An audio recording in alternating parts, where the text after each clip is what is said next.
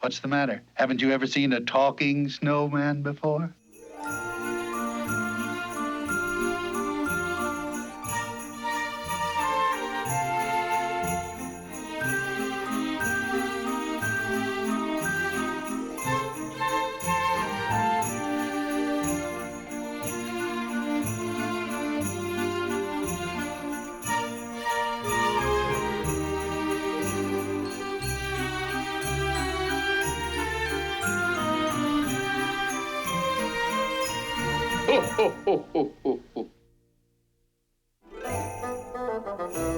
Now, this won't hurt a bit. Sort of one of the best attributes of stop motion is it can feel like toys brought to life. And I think that the Rankin Bass Christmas specials in particular gave you that feeling. That style, the stop motion animation really was engaging. You know, it drew you in. I even find it really interesting now, but as a kid, it's really magical. But there's also sort of this wonderful sense of a miniature world, as if you've been shrunken down and you're stepping into a world of toys because they're tangible objects, unlike cell animation, which you can't really touch it. And the thing about Animagic is that you feel like you could just sort of reach out and grab a hold of the figures. Part of it was the design of the characters, the big head, the tiny body, little fat fingers. I think the design was appealing, and so the movement accentuated that in a really charming way. It is also probably because we always played with toys, right? So we were playing with things that looked like what we were watching on the screen. So it felt more immediate to me than, say, Ray Harryhausen, which felt like another world, you know? I wasn't playing with I wasn't playing with that in my yard. You know, I was playing with things that looked like a Rankin Bass special. Well, hi there. Aren't you the sturdy little fellow? Ho, ho, ho, ho, ho, ho. Santa. Rudolph the Red-Nosed Reindeer was definitely the breakthrough production for Rankin Bass Studios. It's what made them a household name. I mean, they weren't even originally called Rankin Bass. They were Videocraft International, but literally and figuratively, this kind of helped to make a name for them. It was their avenue into entertainment production. They had tried one TV series before this. It was called The New Adventures of Pinocchio. It was kind of appropriate to their Animagic animation process, which being stop-motion animation. It was kind of like a combination of puppetry and animation anyway, so perfect for Pinocchio. And they'd done a bunch of commercials, including for General Electric, which is how they got their foot in the door to produce Rudolph the Red-Nosed Reindeer as an episode of General Electric Theater on NBC in 1964. But yeah, this was definitely the beginning of the Rankin Bass dynasty.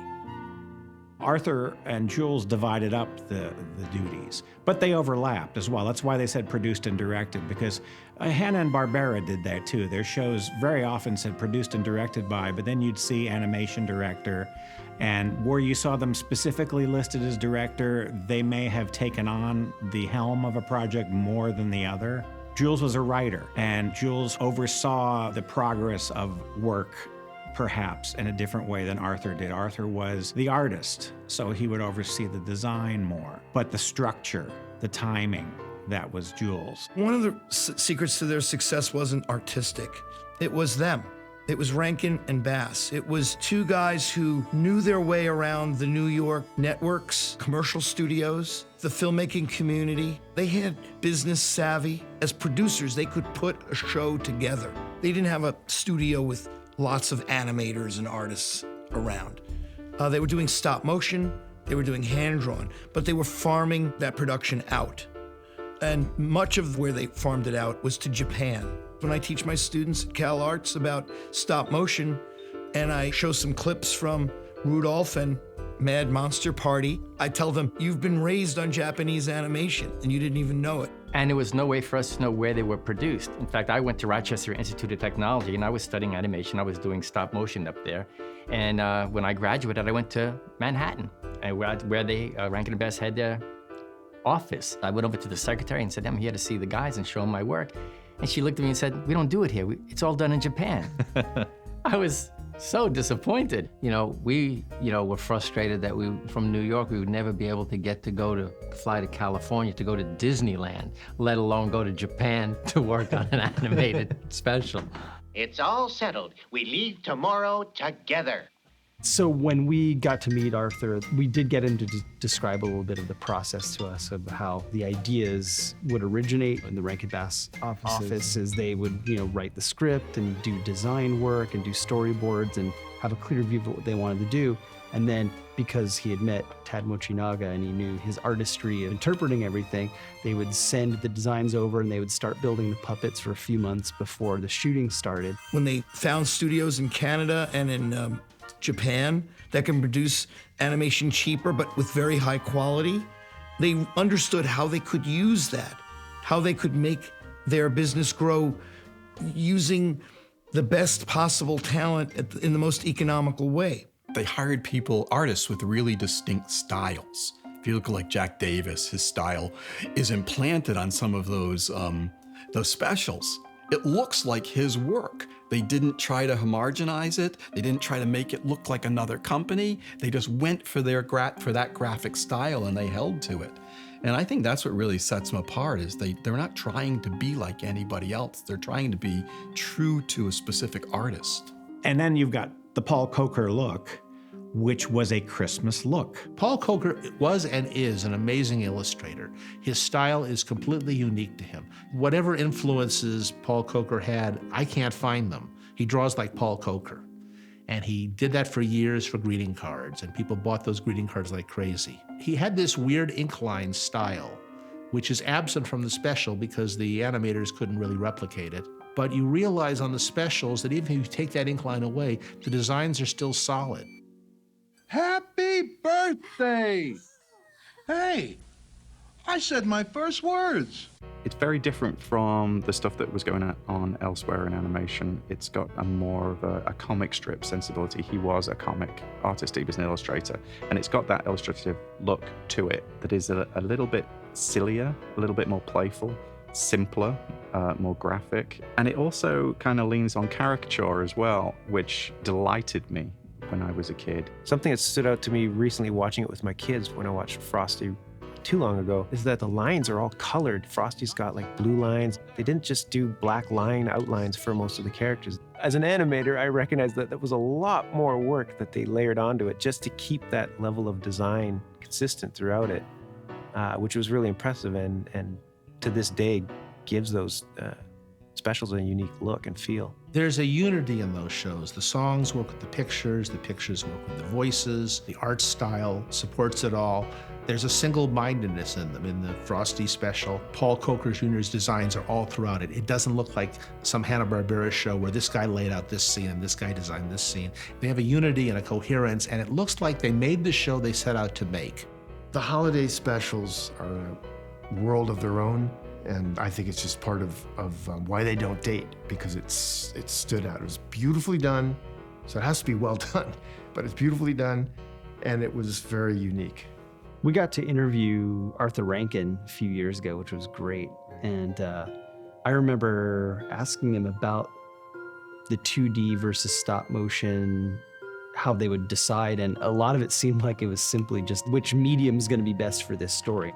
Sometimes I think there were also technical considerations where the stop motion studio cannot put out any more things right now. And so we'll scoot that over to the 2D side and we'll divide and conquer. Right. Arthur Rankin said they loved doing Frosty both ways, because they did have the 2D Frosty original special, and then they actually transferred that character into stop motion later, which is cool to see them doing two different mediums with the same character. And you can see the anime influence sometimes in the 2D, like the part where Jessica is looking down into the well and she's singing goes into the whole 2D psychedelic kind of feel and stuff. You could see the anime influence in that, definitely. Just the Japanese animation style is very prevalent. And I actually really would like it when they would mix the 2D sequences into the stop motion films, because I just love anything that mixes mediums. Why weren't you at elf practice? Just fixing these dolls' teeth. One of the hallmarks of Rankin Bass television, especially their specials, was the fact that they were almost, I would say 99% fat-free. There were hardly any wasted spaces in them. Everything seemed to be there for a reason. I asked Maury Laws once why the TV specials were so paced like a show, like a Broadway show or a classic film. And he said that was Jules. He would do the exposure sheets and figure out exactly what the timing was. He says, and then he would decide who the characters were, what they needed, and they would work closely together. And they became a songwriting team. They were the only songwriting team that were writing original scores for animated films from the mid-60s until the 80s, which is astonishing when you think about it, because Disney wasn't doing that. They had not put original scores in a musical sense since the 50s, and not until 1989 with The Little Mermaid. Rankin Bass did it over and over and over again.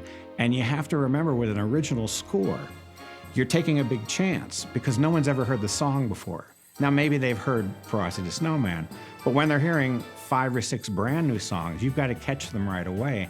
And it's risky. And yet, people walk away loving the Snow Miser song or put one foot in front of the other. So it's a pretty bold move and something that they really never got enough credit for as a songwriting team. They're working in this very sort of solid tradition of musical theater, Broadway musicals, which had already come to television in the previous generation via the form of original musicals for television.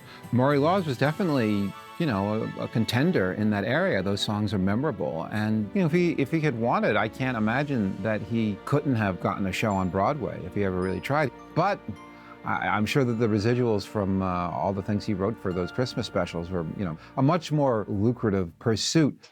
Don't you know toys are against the law? What? Yep, it's true.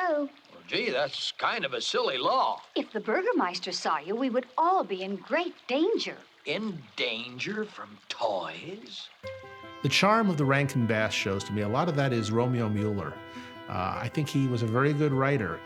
The one time I met him, I told him that, and I think he thought I was just being polite, but I really meant it, because he had to take these short songs or these short premises and make them fill out an hour or a half an hour and resolve satisfactory. I think the structure of the Rudolph special, of the Frosty special, of all the specials he wrote are very strong because they actually have endings, even though they're based on things that, in the case of Frosty, ended with a very sad note. The character dies, basically. And Rudolph was a very short story, and somehow he turned it into an epic. Romeo Mueller would take the songs and he would break them down into parts, in a way making them into an outline. And as a kid, I would love that. And I'm sure kids love that too. If they know the songs, they're actually seeing them being acted out. Because characters at random, and it didn't matter who they were, would actually say, or through their actions or events, would show you what was happening. The reindeers would start calling him names, and then Rudolph says, Stop calling me names! Rudolph the Red-Nosed Reindeer! So they didn't necessarily even have to say the lyric, and you knew it was happening. Or Jessica would say to Chris, if they've been bad or good? And then Chris says, So you tell them to be good, for goodness sake. The lyrics are an integral part of the script. Through the show, you're hearing the song, but you never really hear the whole song until the end. You just get little teases of it, making you wait. That was another thing. They made you wait all through the special to see what happened and to tie it all together. What Romeo Mueller also brought was original characters and locations. So in Rudolph the Red-Nosed Reindeer, the song, there's no Island of Misfit Toys, there's no King Moonracer, there's no little Dolly for Sue that we don't quite know what her problem is, there's no Cowboy that rides the ostrich, or Clarice who sings There's Always Tomorrow. There's none of that. That's all the invention of Romeo Mueller. And he had this capacity for creating interesting, wonderful characters. Same thing with Santa Claus Is Coming to Town. You had Topper, the little lost penguin. You had Jessica, probably the first time that Mrs. Claus was depicted as a young woman. And you had Professor Hinkle, the lousy magician, played by Billy DeWolf in Frosty the Snowman, who was a classic Rankin Bass villain who was a bad guy but was inept. He was bad, and he pretty much tried to kill Frosty, but he was also kind of a moron. Now you go home and write, I am very sorry for what I did to Frosty 100 zillion times. And then maybe, just maybe, mind you, you'll find something in your stocking tomorrow morning.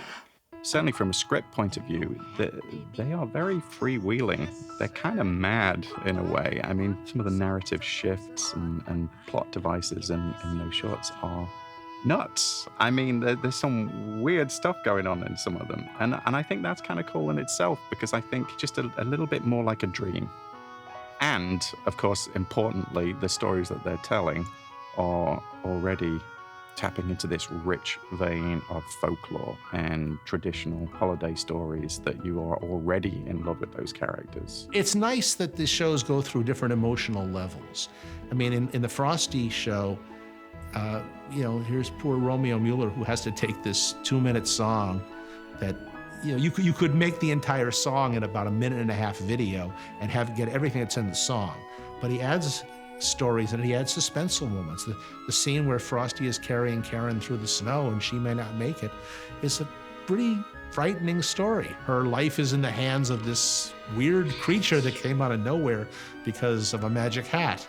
And it's Jackie Averda's voice, and he doesn't sound like the swiftest guy in the world. He's our hero, but he's not that bright and he's not that deep. You know, he's a snowman. How would you like your life to depend on a snowman? I really am a mean and despicable creature at heart, you know. It's so difficult to really change. Arthur and Jules did not ever or rarely had a villain die a death. He usually had the villain reform. They usually would turn nice before the end of the show, or if they didn't turn nice, they would go away in some other way. In the case of Santa Claus Is Coming to Town, they just said that the Meisterburgers died off and fell out of power. So just time went by and families move on. So it wasn't like he fell off a cliff. They didn't want to encourage violence. There was hardly any slapstick even. They were very ahead of their time. Now, calm down. Calm down. I reformed this bumble. He wants a job. Looky what he can do. Those of us who write cartoons frequently spend long nights balancing the needs of the merchandising and the network notes and the studio's desires with the necessity to write a story that works for us. The songs like Rudolph and Frosty resonated when Gene Autry sang them because they were very simple, self-contained songs, and they were valid, and they told cute little stories to the extent that a 3-minute song can tell a story. And the Rankin Bass folks managed to expand upon those and keep the integrity of the song. They could have done lousy stories from them. They didn't. There were many ways they could have done a Frosty the Snowman storyline extracted from that song. They picked a good way to do it. I can imagine 15 ways that wouldn't have worked and wouldn't have had that satisfaction at the end. The point is that the song ends with Frosty melting away, and then we have that visual in the special where Karen is on her knees crying over a big puddle that used to be her friend. And then along comes Santa Claus, and he says, no, he's coming back next year. But actually, the mythology is very nice at the end because Santa Claus is eternal. He goes away, and he comes back because he's Santa Claus. And he's essentially saying at the end, I'm bringing Frosty with me every year, one way or another. That's why the end of the show works well. It takes the sadness of the song without denying it and builds upon it and lets you see it as something positive. Doggone thing always conks out when you... Well, hello there. My name's Special Delivery Kluger, SD for short. Oh, I've got lots of letters for Santa today. People don't realize now, because we're so used to animation with star voices, it was rare in those days. Rankin Bass got big stars for animation. They didn't do cartoons in those days. They usually would use one big name, and this started with Rudolph, where they had Burl Ives being your narrator, and he would be like your host, and that was a formula that they adopted going forward. If you watch the beginning of Santa Claus Is Coming to Town, you'll see Fred Astaire dance moves. Time was taken to at least provide the animators with an idea, sketches, photographs, maybe footage, so that they could give you a little taste in animation. Rankin Bass loved it too. This was a way of giving them real star power. The stars trusted them. They knew that they were going to have songs that were written in their keys. that they could sing well and sound good. And they knew, because they talked to each other, that the Rankin Bass people would treat them well, would be prepared. They knew they were dealing with pros. I think the value of having a Burl Ives or a Jimmy Durante in a special made the show feel a little more important when it first aired. Then once you got past the first airing or two, it was, oh, let's go watch that show I loved so much last year. Or introducing to your kids, oh, kids, you're gonna love this. I watched this when I was a kid, and I loved it. You don't need Jimmy Durante or Burl Ives anymore, although it's nice still that they're there. They're not selling tools anymore. The history of the show and the acclaim that it's received is the selling point. Well, now let me tell you about Rudolph. It all started a couple of years before the big snow. Back in the 1960s, the population was around 170 million people, which is about half of what it is today. When Rudolph came on in 1964, there were only 3 networks. So whoever got on television in those days was a big hit, live or animated. But this was an animated special that got, a tremendous share of audience because, again, there were only 3 networks and it was a famous song. And that was, of course, the forerunner for many animated specials. Now, you have to understand, there were no Christmas specials back in the early 60s when I was 7, 8, 9 years old. Yeah, we had maybe the Mr. Magoo Christmas Carol came on, but Mr. Magoo was a well-known character. This was like a little special episode of Mr. Magoo. Here was this special primetime stop-motion spectacular. Back in the 60s, when you had one television, you'd watch it in the living room with the whole family. Yeah, and it was the holidays, so it was really kind of cool. And what was really great about their stuff was they were toys moving magically on a set. So it really embodied everything about Christmas. We now know it's a classic, but we didn't know when it first went on it was going to be a classic, and we didn't even know when it was going on that the songs were going to be memorable, that the animation was cute and charming, and you almost wanted to go out and buy those toys. I don't even know if they sold those characters back then. They didn't think like that back then. Burl Ives was the star. Of course, he was well-known as a folk singer. And these were really, really instantly classic Christmas songs that they introduced on this show. All right, son, try it on. I don't wanna. Daddy, I don't like it. You'll like it and wear it. Oh, but Daddy, it's not very comfortable. There are more important things than comfort. The story of Rudolph is a very classic kind of story. It's, the fish out of water, the underdog, and it was appealing to children and adults alike. Real classic family entertainment speaks to everyone.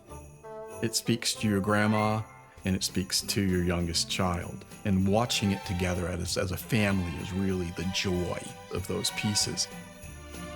If something was on TV and you were a kid, you were going to watch it. There were Saturday morning cartoons. There were some cartoons after school, and then of course holiday time you'd have the Christmas specials, and those Christmas specials would be on every year, and it became a perennial ritual to watch Rudolph the Red-Nosed Reindeer.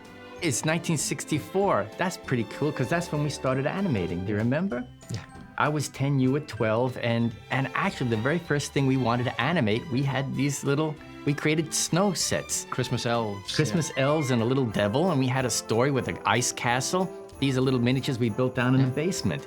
And it all came from Rankin and Bass's Rudolph special. When I was younger, Rudolph the Red-Nosed Reindeer was a song. Everybody knew it. We sang it in school.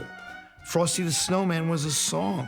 That's how we knew of these characters. Their legend was passed down through generations in song.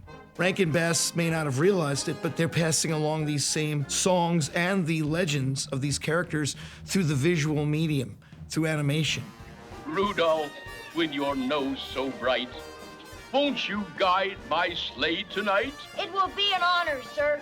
One of the things that distinguishes this special as the first in Rankin Bass's classic run is that the songs were actually contributed. All of them, not just the one on which the special is based, but the others that were added for the sake of the special, were composed by the original composer, Johnny Marks. He produced a few other songs for the special, We Are Santa's Elves and Silver and Gold. Silver and Gold being the one that I think had the most success outside the context of the special. It's the one that's sort of wormed its way into the cultural songbook.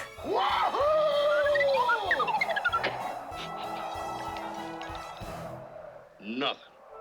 I think what made Rudolph such an instant success was that you had never seen anything like it on television. It felt so special and so original. Just in terms of something different, it was all the combination of story, lighting, a beauty to it that was exceptional.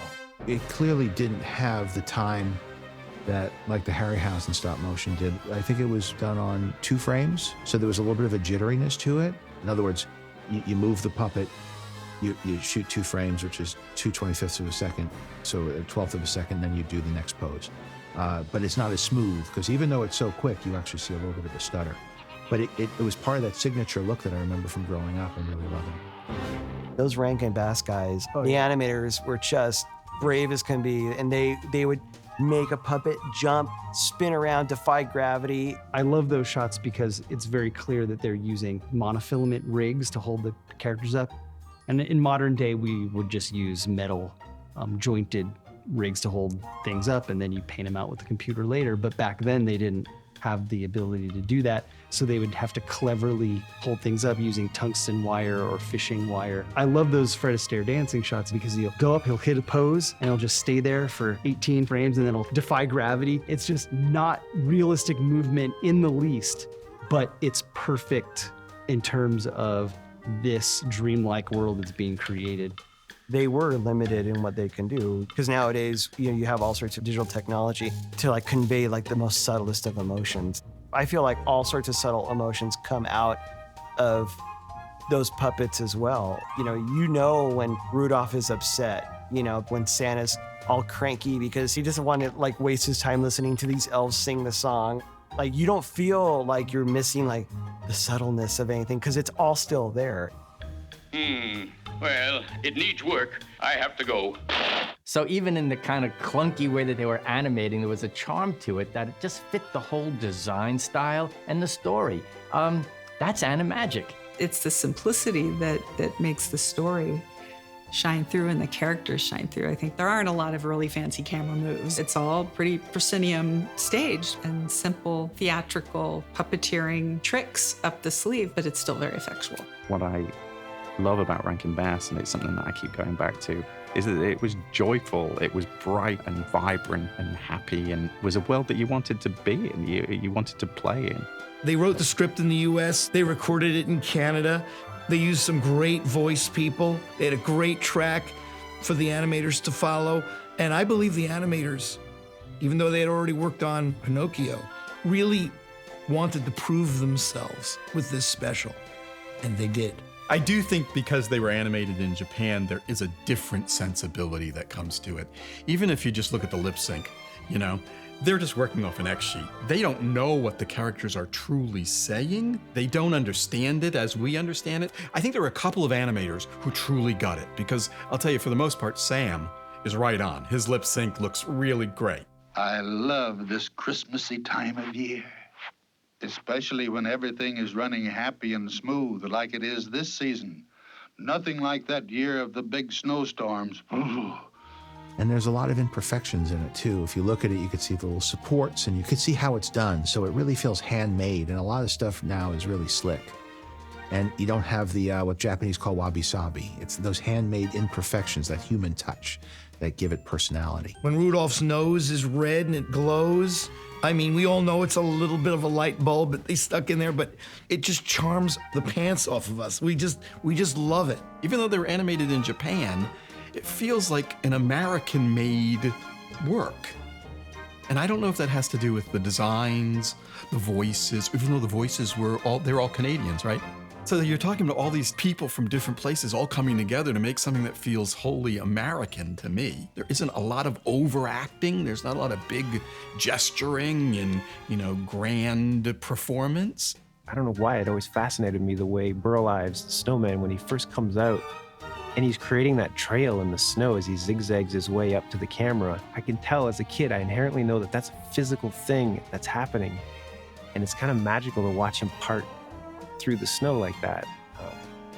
It's just little weird touches like that make that the medium just feels so different from anything else. The performances were appealing. I mean, so much is part of the design of those characters, but also the simplicity and how they're moved. There was a precision in there, and obviously, an animator has to be a pretty darn good actor to get that across, and that's to me what's so magical about being an animator, is that you've got to have the ability to be a craftsman and make these move, but also have the talent of an actor to express it through these characters, and I thought they did an amazing job.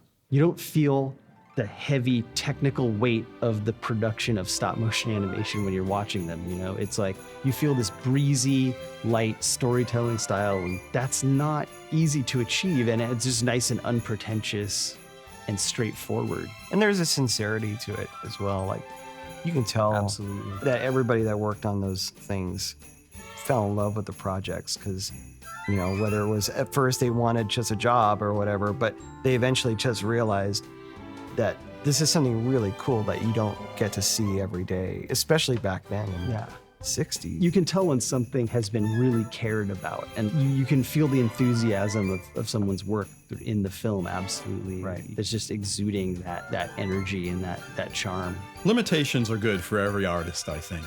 And I think there are quite a few limitations that were put in front of the artists who made these specials. 44 minutes, right? So you have to tell a story in a very compacted amount of time. You're handed a song, which already has a plot. You grow from there, right? And you grow the cast of characters, keeping in mind that none of their stories can be so big that we exceed the amount of time we have. You also are talking about a visual medium at the time, which is small, right? It's not like going to see a movie that has some grand scope.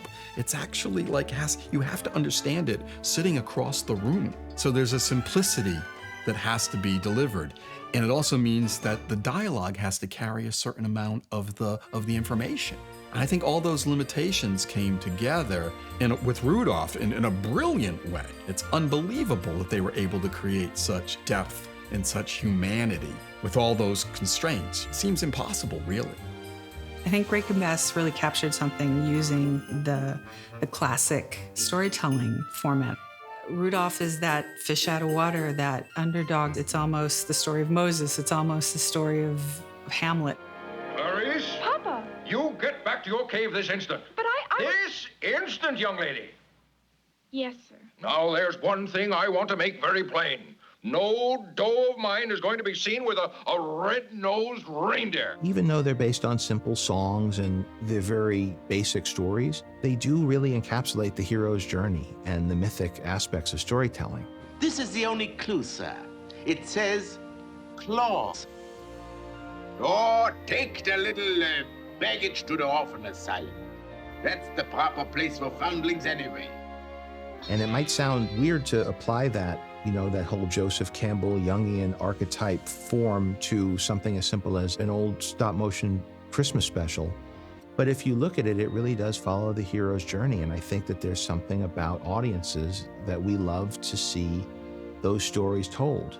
There's something baked in us that makes us really enjoy watching a character like Rudolph come of age and prevail, especially after being an outcast in the beginning. And I think everybody could relate to what that feels like. Rudolph, I promise, as soon as this storm lets up, I'll find homes for all those misfit toys. It's not a coincidence that so many popular stories and movies for kids tell that story. They tell the story of the underdog, because I think that is something that every kid can recognize and can understand. I'll never fit in. The idea of a kid being bullied or a kid not fitting in or not knowing how he fits in, that's universal. As a child, I wasn't into sports. I was an artist, so I was made fun of all the time, and I was picked on constantly. So a program like Rudolph made me feel like there was hope, that I could find my special talent, that I could become something, or not that I would become it, that it was in me, right? And I just had to take advantage of who I was and understand who I was in a deeper way. I don't know if there's any other cartoon special that you felt so much empathy for the main character. It's amazing that, these are just wooden puppets, bit of cloth, and yet you feel so much for them when those stories are happening. And I think regardless of the medium, you're just always shooting to kind of hit that level of empathy. That's what you want to achieve as a storyteller. Well, let's be on our way. Ready, Rudolph? Ready, Santa? Okay, Rudolph. Full power. The Rudolph special really put them on the map. It was instantly successful. It got a monster rating, and they instantly knew that they were going to run that year after year after year. I think the Norelco people may have come in and said, we want to put that on for the next 3 years or something of the sort. That's the success story you're trying to emulate. Television abounds in that. Television is all about network executives sitting there looking at a show, preferably one of their own, saying, we want another one of those. And Rankin Bass were the people who could deliver that. Once Rudolph came on, it was a huge hit. Obviously, sponsors are going to start thinking about maybe finding their own animated special. It looked like a good thing for television, obviously. So everything that they did set the template for pretty much everything that came after it. I mean, even if you look at Chuck Jones' design for Grinch, it harkens back to what Rankin Bass did. Everything about Rankin Bass specials, in some ways, were about Christmas traditions. A recurring theme to me seems to be, well, love and acceptance. Sometimes expressed through acts of generosity, i.e. gift giving, sometimes expressed through miracles, bright miracles, that are either bespeak or are metaphorical for things like love and acceptance, because that, I think, is the central underlying theme of the Christmas holiday in general. So a lot of the Rankin Bass specials, obviously Rudolph the Red-Nosed Reindeer, first of all, is kind of about the reintegration of like these underdog, misfit characters who have yet to find their place in an unforgiving society, suddenly having some epiphany that allows them to do so specifically at Christmas time, and in Rudolph's case, directly through Christmas time, because he is able, through his so-called deformity of his red glowing nose is what allows Santa Claus to come through and make his deliveries and allow the Christmas holiday to happen as planned in the end. And along the way, Rudolph is actually able to extend this theme to a few other supporting characters as well. Hermie the elf, the misfit elf dentist, finally gets to open his dental practice at the North Pole.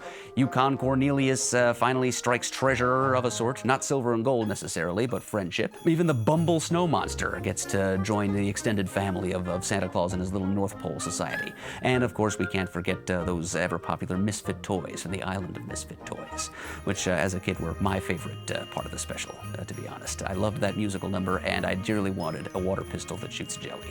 There's something about Christmas spirit, too, the idea of Christmas time when those magical synchronicities happen, and we accept that level of magic in those stories. It's a magic time. So when you tell a movie that's set during Christmas, you get this extra little feeling that overlays the story. And that's why so many movies are set during that time. Whether it's, Die Hard or Home Alone or Rudolph or Frosty, there's a sense that there's a different set of rules for something set at Christmas time that our culture accepts and looks for. That's part of the formula, is you want a little bit of the magical hand of fate, some higher divine force that's helping guide you through. And the stories tend to be inspirational and life-affirming and hopeful, capturing the essence of what that holiday really represents, both in religions and in cultures. I loved that feeling as a kid, and I love it as an adult. I love it as a parent. And that's the through line to all of these Christmas shows and Christmas specials that are on TV every year, is when you watch it, not only do you enjoy it because it's interesting or cool or brings back memories, but it makes you feel something. It makes you feel how you want to feel, especially at Christmas time. Oh, please. Let me have just a little magic.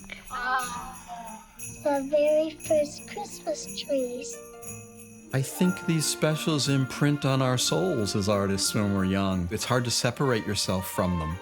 I guess one of the influences that Rudolph had was on future animation, because when they interview a lot of the directors from DreamWorks or Pixar, they all refer back to the music of Rudolph and the importance of song and so forth. Of course, Disney created that way back with Snow White and Pinocchio.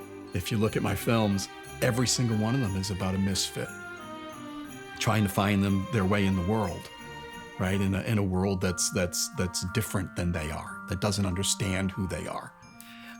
So I can't really escape it. It was planted when I was little, and it just keeps on, picking at me.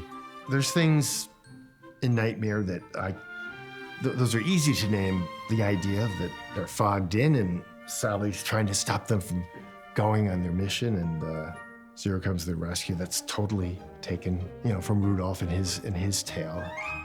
Oogie Boogie and his influence from, Villains and Monsters from Rankin and Bass. There's lots of connections. Elf was a project that was very much inspired by Rudolph the Red-Nosed Reindeer in particular. It was very important for John to have this sequence in the beginning, the North Pole sequence, that kind of locked us into the fantasy of Christmas. And for him, Christmas was Rankin and Bass. And Rudolph the Red-Nosed Reindeer specifically. And part of what's fun about Elf, I think, is it looks like it might have been made not too much after Rudolph, because we used all the same technologies and techniques, and we really held back, especially in that North Pole sequence, from using techniques that wouldn't have been available back at the time that Rankin Bass was doing its shows. CG is a great tool. It does a lot of great things.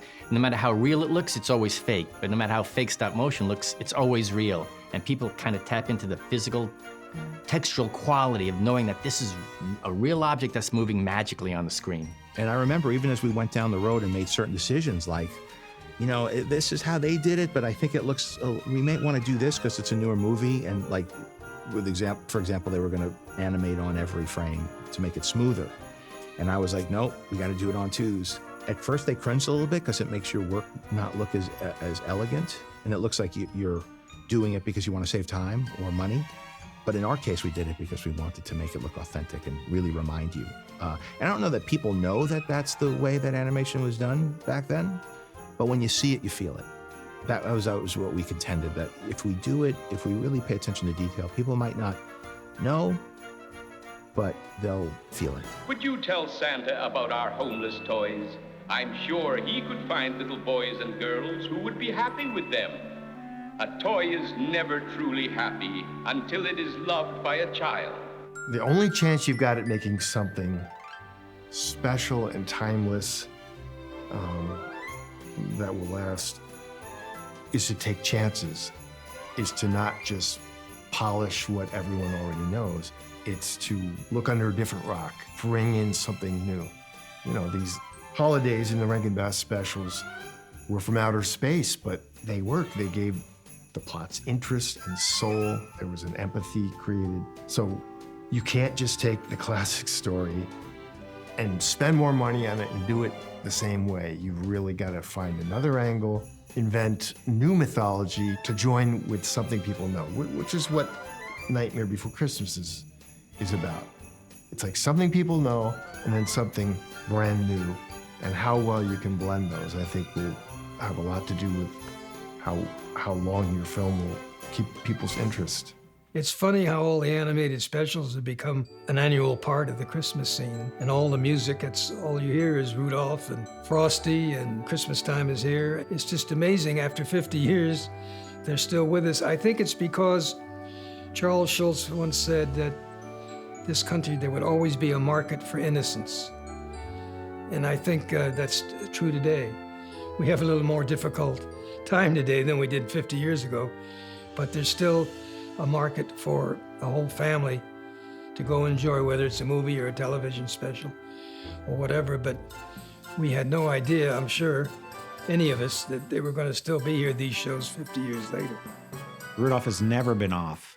It's on every year. It's the longest running special in history. It is almost a rite of passage that you have to watch it. You have to share it with your kids. It's kind of like the Super Bowl. It's something that we all still share, and there's very little that's broadcast that we all still share. That's annual, and that everybody looks forward to. It's about families getting together. You can sit back, relax, and watch these little puppet films on TV. That's important. Rankin and Bass are really in touch with childhood, that they were able to always sort of step in and touch the heart of a child.